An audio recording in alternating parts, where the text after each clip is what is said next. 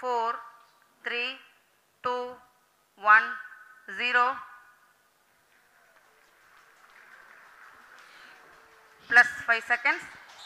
Lift off normal. P1 Here tracking. we have a majestic liftoff of LVM-3 M4 rocket carrying India's prestigious Chandrayaan-3 spacecraft. P2 tracking. प्रज्वलन और सफलतापूर्ण उत्थापन LVM-3 M4 rocket का।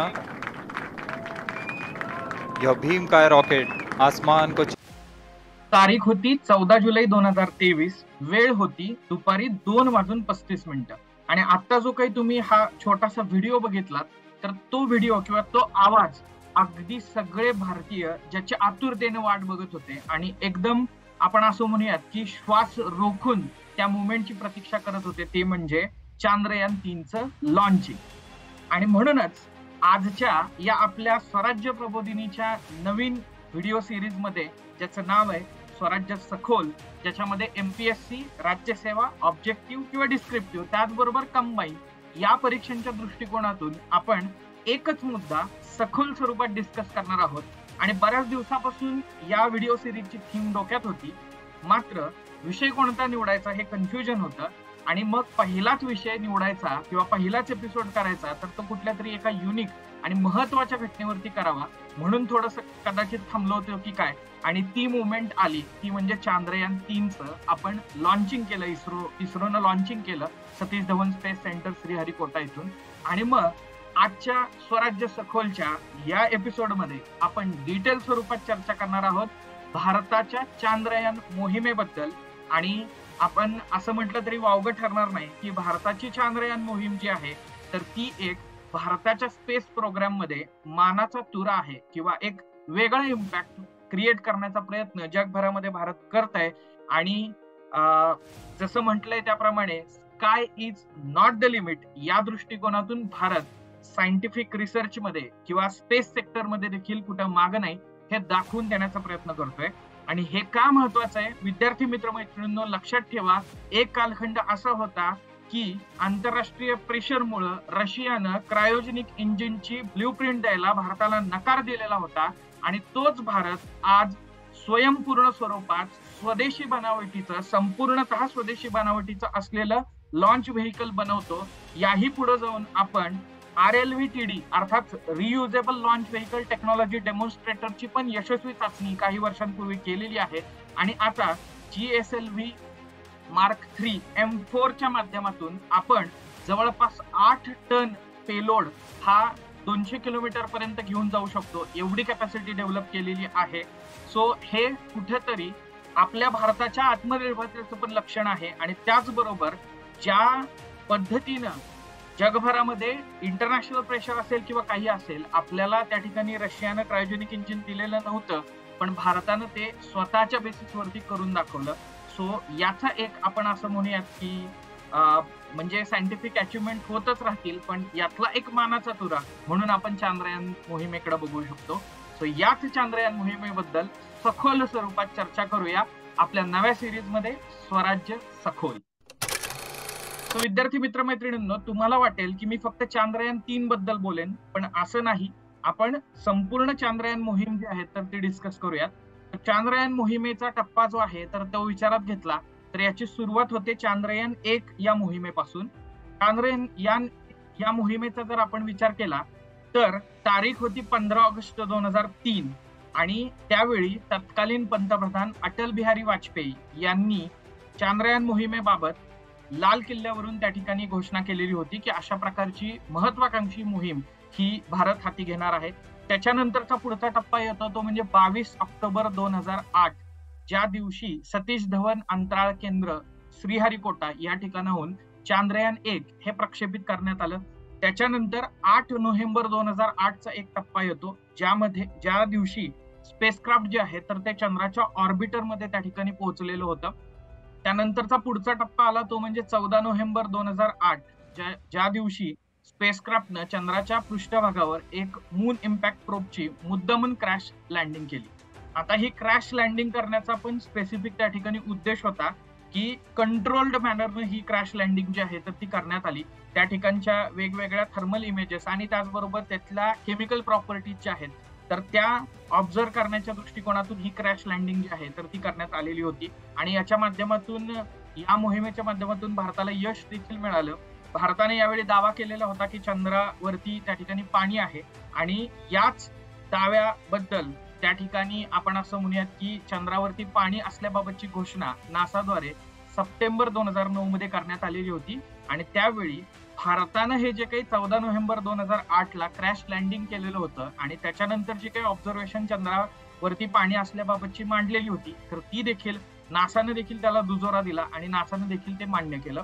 29 August 2009 रोजी चांद्रयान 1 शी कायमचा संपर्क तुटला आणि चांद्रयान मोहीम जी आहे तर ती या ठिकाणी आपण असं म्हणूयात की संपुष्टात आली. पण ही एक बिगिनिंग होती, की बऱ्याचदा म्हटलं जातं बघा की every end is beginning in itself. So त्या पद्धतीनं चांद्रयान मोहिमेमध्ये आपण चंद्रापर्यंत तर जाऊन पोहोचलो.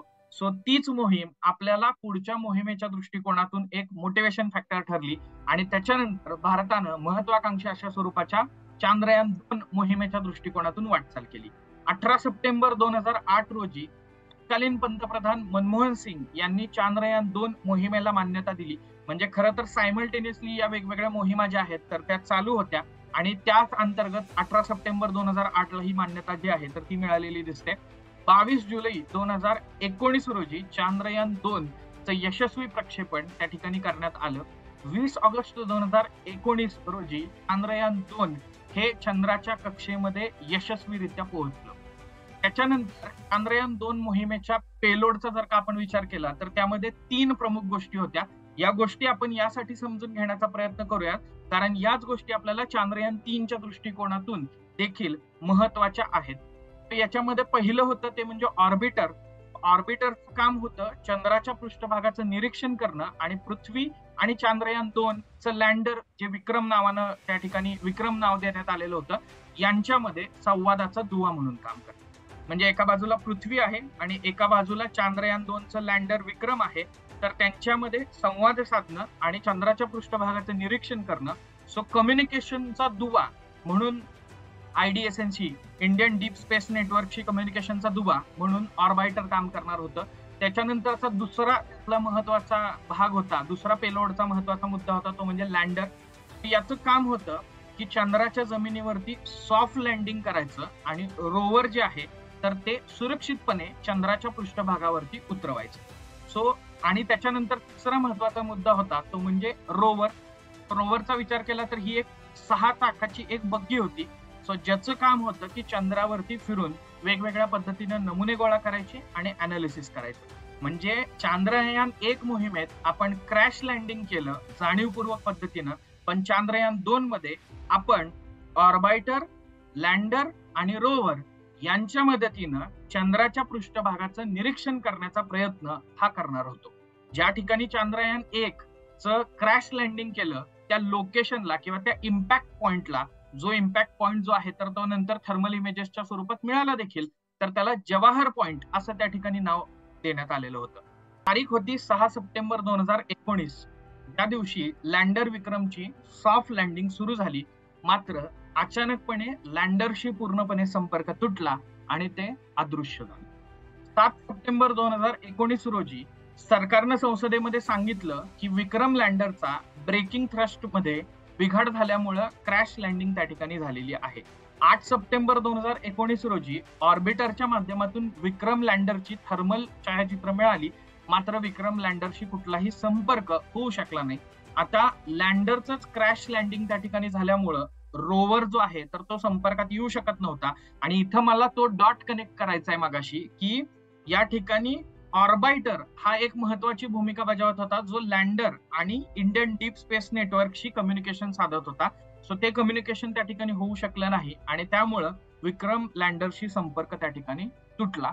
आणि खऱ्या अर्थानं आपण असं म्हणूया की 8 सप्टेंबर 2019 ला जरी जगाच्या दृष्टिकोनातून हा अयशस्वी प्रयत्न वाटत असला तरी देखील आपण सॉफ्ट लँडिंग करण्याचा एक प्रयत्न केलेला होता आणि त्यातून पुन्हा एकदा आपल्याला ऊर्जा मिळाली आणि मग आपण पुढे चांद्रयान 3च्या दृष्टिकोनातून वाटचाल केली. पण यातून आपण नेमकं काय शिकलो तर कसं झालं क्रॅश लँडिंग विक्रम लँडरचं. तर चंद्राच्या लँडिंगच्या जर का फेज मध्ये आपण जर विचार केला तर आधीच्या त्या ठिकाणी फेज मध्ये चंद्रावर उतरण्याची स्पीड जी आहे तर ती 1683 मीटर प्रति सेकंदानं घटवून ती 146 मीटर प्रति सेकंद करण्यात आलेली होती. लँडिंगच्या दुसऱ्या फेज मध्ये ब्रेकिंग सिस्टीम मध्ये त्या ठिकाणी बिघाड झाला आणि जिथं लँड व्हायचं होतं एक्झॅक्टली त्या पॉइंट पासून 500 मीटरवर नियंत्रण गेलं आणि लँडरनं क्रॅश लँडिंग केली. याच्या मागची कारणं पण आपण बघणार आहोत की का अशा पद्धतीने क्रॅश लँडिंग होत आहे. चांद्रयान 2च्या ऑर्बिटरनं 4 दिवसांनंतर विक्रम लँडरला लोकेट केलं, पण त्याच्याबरोबर कोणतंही कम्युनिकेशन होऊ शकलं नाही. कदाचित लँडिंग इतकी क्रॅश लँडिंग जी आहे तर ती हेवी स्वरूपात झाली असावी आणि त्यामुळं लँडर जे आहे तर ते पूर्णपणे तुटलं असावं आणि त्यामुळं त्याच्याशी कोणतंही कम्युनिकेशन होऊ शकलं नाही. इस्रोच्या एका अधिकाऱ्यांच्या मते चंद्राच्या पृष्ठभागावर लँडिंग एवढी हार्ड झाली असेल की लँडरचं सुरक्षित राहणं अत्यंत कठीण आहे आणि त्यामुळं असा निष्कर्ष काढण्यात आला की इथं लँडर पूर्णपणे क्रॅश झालेला आहे. आता पुढचा मुद्दा आहे तो म्हणजे चंद्रावरचं लँडिंग हे का धोकादायक आहे. सो त्यामध्ये वेगवेगळ्या गोष्टींची कारणमीमांसा केली जाते. पृथ्वीपासून चंद्राचं अंतर हे 4 लाख किलोमीटर इतकं आहे आणि तेच पृथ्वी आणि मंगळाचं अंतर जवळपास 3390 लाख किलोमीटर आहे. पण असं असून सुद्धा तज्ञांचं असं मत आहे की चंद्रावरची सॉफ्ट लँडिंग जी आहे तर ती मंगळापेक्षा जास्त धोकादायक आहे. म्हणजे इथं जे म्हणतात ना की इंडिया फेल झाला तर तसं नाहीये, तर ऍक्च्युली तिथल्या कंडिशन्स वेगळ्या आहेत आणि त्याच्यावरती ओव्हरकम करून आपण सॉफ्ट लँडिंग करण्याचा प्रयत्न करतोय. त्यातली 3 प्रमुख कारणं आहेत की ज्यामुळे चंद्रावरती लँडिंग धोकादायक आहे तर ती आपण बघण्याचा प्रयत्न करूया. त्यातलं पहिलं कारण आहे ते म्हणजे चंद्रावरती वातावरण नसतं. आता पृथ्वीवरती जेव्हा एखादी गोष्ट एखादी वस्तू ही लँड होत असते तर तेव्हा त्याचं लँडिंग करणं तुलनेनं सोपं आहे कारण पृथ्वीवरती वातावरण. त्याच पद्धतीनं मंगळावरती देखील हे शक्य आहे कारण मंगळावरती वातावरण आहे. फॉर एक्झाम्पल आपण उंच उडी मारली किंवा पॅराशूट उघडलं आणि त्याच्यानंतर ते पॅराशूट खाली येत असताना ते वातावरणातल्या वायूंमुळे आरामात त्या ठिकाणी खाली उतरू शकतं. मात्र ही केस जी आहे तर ती ज्या ठिकाणी वातावरण नाही त्या ठिकाणी शक्य नाही आणि जर आपण चंद्राचा विचार केला तर चंद्रावरती त्या ठिकाणी वातावरण नाही. त्यामुळं तिथं जर पॅराशूट घेऊन उतरायचा प्रयत्न केला तर आपण एवढ्या वेगानं खाली येऊ की खाली येऊन आपण डायरेक्टली त्या ठिकाणी किंवा कुठलंही ऑब्जेक्ट जे आहे तर ते डायरेक्टली क्रॅश त्या ठिकाणी होऊ शकतं. आता तिथं जर आपल्याला लँडर उतरवायचा असेल तर त्याला प्रोपेलंट सुरू करावे लागेल, पण हे प्रोपेलंट सुरू करण्यासाठी इंधन लागेल आणि ते इंधन जे आहे तर ते मर्यादितच प्रमाणात नेलं जाऊ शकतं. सो हा एक यातला महत्वाचा मुद्दा आहे. दुसरा महत्वाचा मुद्दा आहे तो म्हणजे चंद्रावरती जीपीएस नसणं. बऱ्याचदा आपण असं म्हटलं की लँडरचा ऑर्बिटरशी संपर्क पूर्णपणे तुटला तर लँडरला त्या ठिकाणी लोकेट करण्यासाठी तिथं काही जीपीएस ग्लोबल पोझिशनिंग सिस्टीम जी आहे किंवा जीपीएस सिग्नल जे आहेत तर त्याच्या मदतीनं ते लोकेट केलं जाऊ शकत नाही किंवा तशा प्रकारचे सॅटेलाइट जे आहेत तर ते त्या ठिकाणी नाही आहेत. त्यामुळं लँडिंगची एक्झॅक्ट पोझिशन किंवा त्याच्याबाबतची माहिती आणि ते लँडर लँड होत असताना पृष्ठभागापासूनचं त्याचं अंतर किती आहे तर हे एक्झॅक्टली लक्षात येत नाहीये. सो हा एक महत्वाचा त्या ठिकाणी धोकादायक असण्याचं कारण आहे. आणि तिसरं महत्वाचं कारण म्हणजे चंद्राचा जो दक्षिण ध्रुव आहे ज्या ठिकाणी आपण हे लँडरचं सॉफ्ट लँडिंग करण्याचा प्रयत्न करतोय ती थोडीशी एक विचित्र जागा. सो इस्रोनं चांद्रयान 3चा जर आपण विचार केला तर चंद्राच्या दक्षिण ध्रुवावरतीच हे चांद्रयान 3 जे आहे तर ते लॉन्च करेल.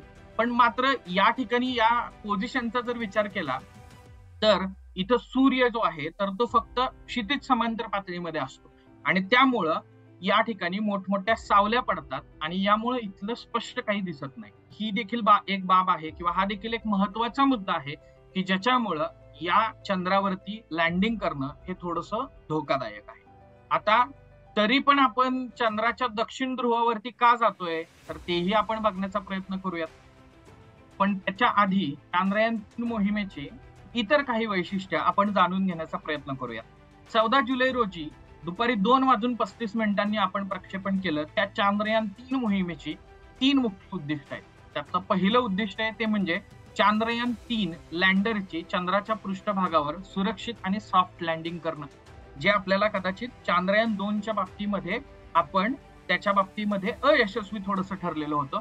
त्याच्यानंतर याचं रोवर जे आहे तर ते चंद्राच्या पृष्ठभागावरती चालवून दाखवणं म्हणजे जे पुढे होणार होतं की लँडर त्या ठिकाणी सॉफ्ट लँड झाल्यानंतर त्याच्यातून रोवर बाहेर निघेल आणि ते रोवर जे आहे तर ते चंद्राच्या पृष्ठभागावरती चालेल आणि त्याच्यानंतर वेगवेगळे ऑब्झर्वेशन घेईल आणि इथं असलेले जे वेगवेगळे एलिमेंट्स आहेत तर त्याचं वैज्ञानिक परीक्षण करणं किंवा तिथं इन सिटू ऑब्झर्वेशन किंवा इन सिटू एक्सपेरिमेंटेशन जे आहे तर ते करणं या देखील गोष्टी याच्यामध्ये अंतर्भूत आहे.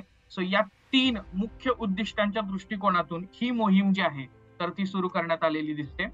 आता पुढचा प्रश्न आहे तो म्हणजे चांद्रयान 3 ही मोहीम नेमकी गरजेची काय आहे? भारताच्या दृष्टिकोनातून या मोहिमेचं महत्व काय आहे? जवळपास 700 कोटी रुपये खर्च करून आपण ही चांद्रयान मोहीम सुरू केलेली आहे. आता बरेच जण म्हणतात की कुठल्या तरी मोहिमेपेक्षा या मोहिमेचा खर्च वगैरे कमी आहे, पण तुम्ही जस्ट इमॅजिन करा इतर देशांच्या तुलनेमध्ये हा खर्च खूप कमी आहे.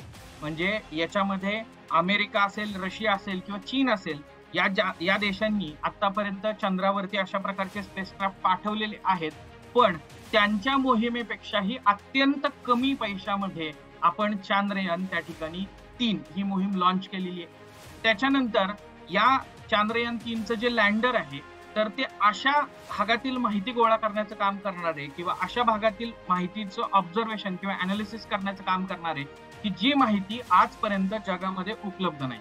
म्हणजे कुठेतरी एक्सप्लोर करण्याचा प्रयत्न चांद्रयान 3 या माध्यमातून भारत करण्याचा प्रयत्न करतोय. त्याचबरोबर तिथलं वेगवेगळं केमिकल कॉम्पोजिशन आहे, तिथली माती आहे, तिथलं पाणी आहे, या सगळ्या घटकांचं, या सगळ्या नैसर्गिक संसाधनांचं परीक्षण करण्याचं काम हे चांद्रयान 3च्या मोहिमेच्या माध्यमातून केलं जाणार आहे. चंद्राचा हा जो काही दक्षिण ध्रुव आहे ही एक तसं बघायला गेलं तर दुर्लक्षित जागा आहे किंवा आपण असं म्हणूया आजपर्यंत त्याच्याबद्दलची माहिती नाही. तिथं महत्वपूर्ण खनिज जसं की सोनं असेल, प्लॅटिनम असेल, तर अशा प्रकारची महत्वपूर्ण खनिज असण्याची शक्यता आहे. तर त्याच्या बाबतीत देखील चांद्रयान 3 जे आहे तर ते अभ्यास करणार आहे. आणि last but not the list, सर्वात महत्वाचं म्हणजे आपण जर गेल्या काही वर्षामध्ये बघितलं तर भारताला मोठ्या प्रमाणामध्ये व्यावसायिक दृष्टिकोनातून देखील अवकाश तंत्रज्ञान क्षेत्रामध्ये एक महत्व प्राप्त झालेलं आहे. याच्या मागचं सर्वात महत्वाचं कारण म्हणजे कमीत कमी प्रकल्प खर्चामध्ये अटमोस्ट ऍक्युरेसीनं भारत जो आहे तर तो वेगवेगळ्या देशाच्या सॅटेलाइट हे लॉन्च करून देतो.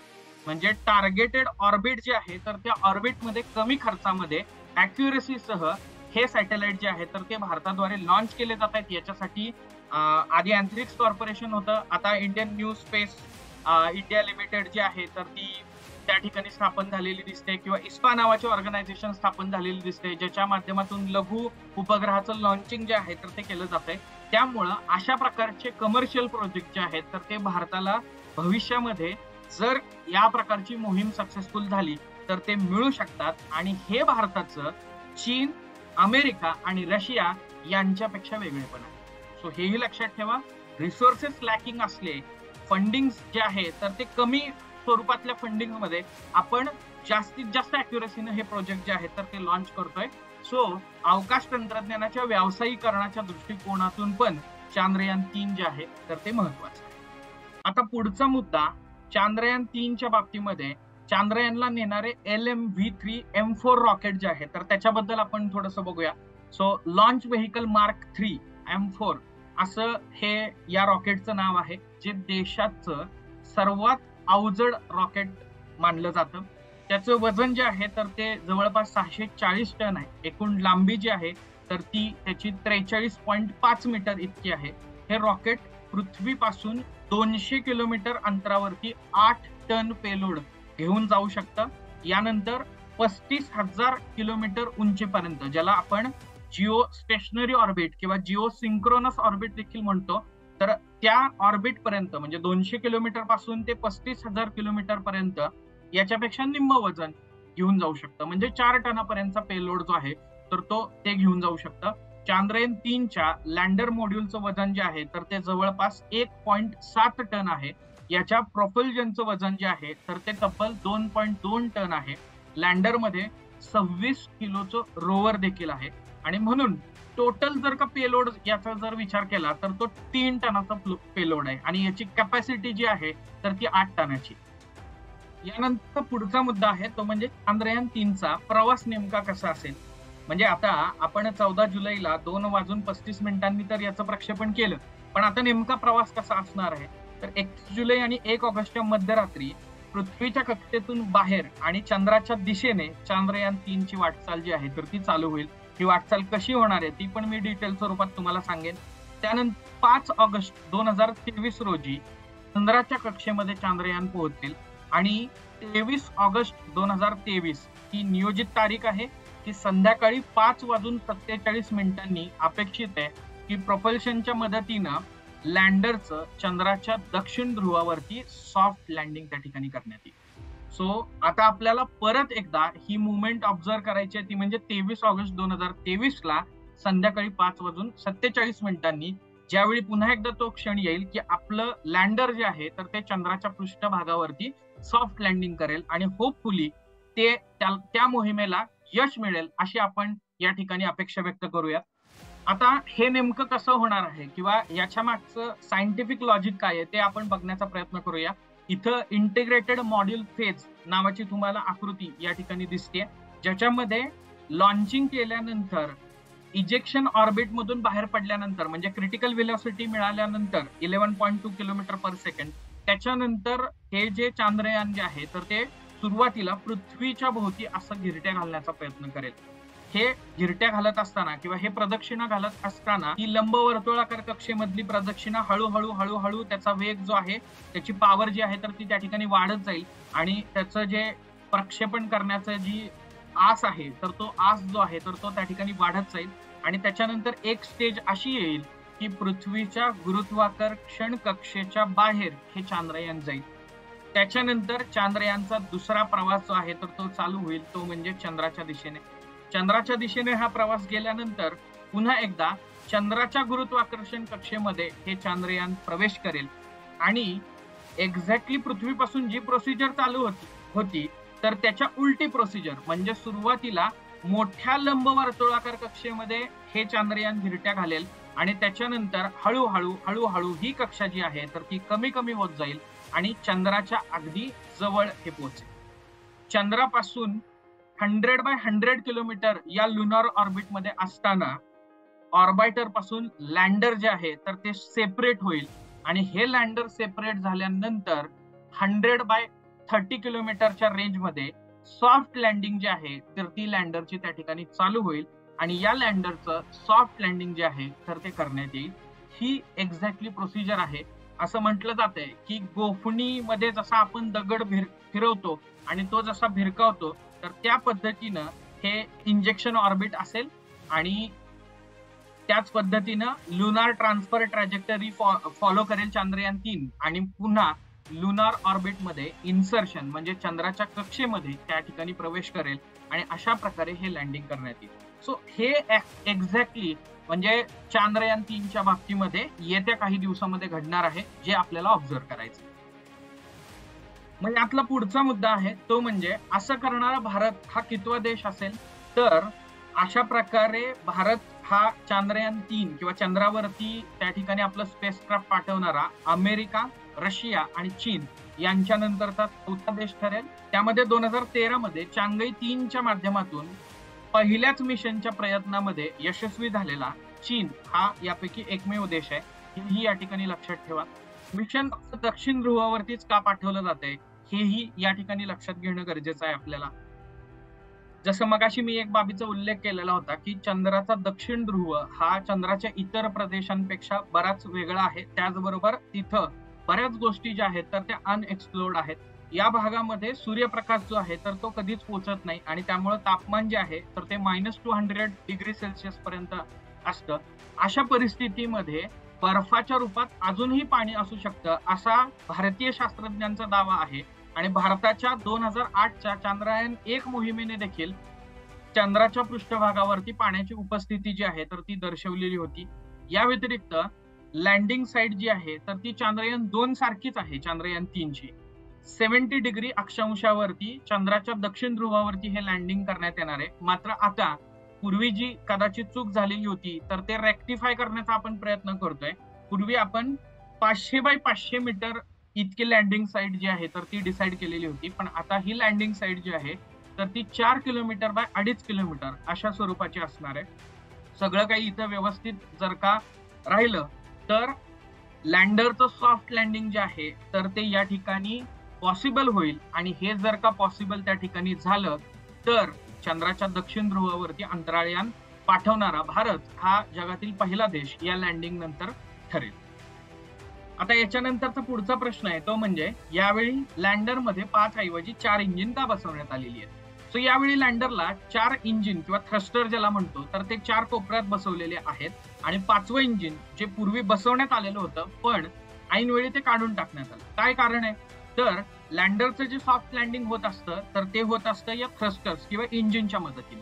बेसिकली 2च इंजिन जे आहेत तर ते गरजेचे असतात, पण इमर्जन्सी कंडिशन्स मध्ये अजून 2 इंजिन त्या ठिकाणी बॅकअपला असावेत म्हणून 4 इंजिन बसवण्यात आलेले आहेत. 5वं इंजिन देखील बसवण्यात आलेलं होतं पण हे 5वं इंजिन जे आहे तर ते काढून टाकण्यात आलं आणि त्या ठिकाणी अतिरिक्त स्वरूपातलं इंधन जे आहे तर ते त्या लँडरमध्ये भरण्यात आलेलं आपल्याला दिसतं, जेणेकरून त्या इंधनाचा वापर जो आहे तर तो इमर्जन्सी कंडिशन मध्ये करता येऊ शकतो. आता पुढचा प्रश्न आहे की हे मिशन हे किती दिवसांसाठीच असेल किंवा 14 दिवसांसाठीच का असेल किंवा 1 ल्युनार डे साठी का असेल. तर चंद्रावरती 14 दिवस रात्र असते आणि 14 दिवस म्हणजेच प्रकाश असतो. जेव्हा रात्र असते तेव्हा तापमान जे आहे तर ते अराउंड -100 डिग्री सेल्सिअसच्या खाली जातं. चांद्रयानचं लँडर आणि रोवर हे जेव्हा सोलार पॅनल मधून ऊर्जा निर्माण करतील तेव्हा ते 14 दिवसच त्या ठिकाणी वीज निर्मिती करू शकतील, ज्या बेसिसवरती ते काम करू शकतील. मात्र ही वीज निर्मितीची प्रक्रिया जी आहे ती जेव्हा रात्र असेल तर तेव्हा थांबेल आणि वीज निर्मिती नाही झाली, इलेक्ट्रिक उपकरणं जी आहेत तर ती त्या कालखंडामध्ये कडाक्याच्या थंडीमध्ये ऑपरेट नाही करू शकली तर ती खराब होऊन जातील. सो यामुळं 14 दिवसांचंच हे त्या ठिकाणी मिशन असेल. म्हणजे जेव्हा लँडर त्या ठिकाणी सॉफ्ट लँडिंग करेल त्याच्यानंतर रोवर जे आहे तर ते बाहेर निघाल्यानंतर ते 14 दिवस त्या ठिकाणी ऑब्झर्वेशन करू शकते. विद्यार्थी मित्र मैत्रिणींनो, डिटेल स्वरूपात नावाप्रमाणेच आपण स्वराज्य सखोल या अंतर्गत एकाच मुद्द्यावरती सखोल स्वरूपात चर्चा केलेली आहे. व्हिडिओ आवडल्यास नक्की लाईक, शेअर आणि सबस्क्राईब करा आणि कमेंट करायला विसरू नका. भेटूयात स्वराज्य सखोल या आपल्या नव्या सिरीजच्या पुढच्या भागामध्ये. तोपर्यंत धन्यवाद. जय हिंद. Bye bye.